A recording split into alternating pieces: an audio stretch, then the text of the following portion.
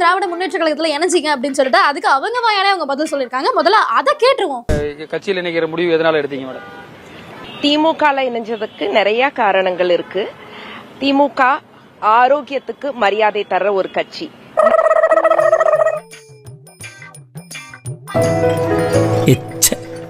என்ன இந்த நக்கு நக்குறாரு? நக்கீரர் பரம்பரையோ? நான் கல்லூரியில படிச்சுட்டு இருந்தப்போ நீங்க யாருடைய ரசிகை அப்படின்னு கேட்டாங்க. நான் முத்தமிழ் அறிஞர் டாக்டர் கலைஞர் ஐயாவின் ரசிகைன்னு பெருமையா சொன்னேன்.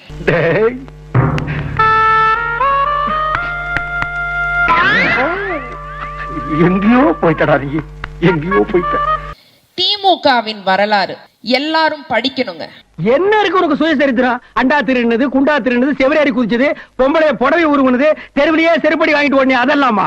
திமுக வரலாறு படிச்சாதான் நமக்கு வெற்றினா என்ன, தோல்வினா என்ன, தியாகம்னா என்ன, மனித நேயம்னா என்ன, வாழ்க்கைனா என்னன்னு புரியும். அது எங்கப்பா இருக்கு? உழுகாதப்பா, புரட்டிடுவானுங்க. ஏன்னா நீ ஓடிடுவ, நான் தாத்தா மாட்டுவேன். ஒரு தேடல் இருந்துட்டே இருந்தது. மக்கள் பணி செய்யணும் அப்படிங்கிற ஒரு தேடல் இருந்துட்டே இருந்தது.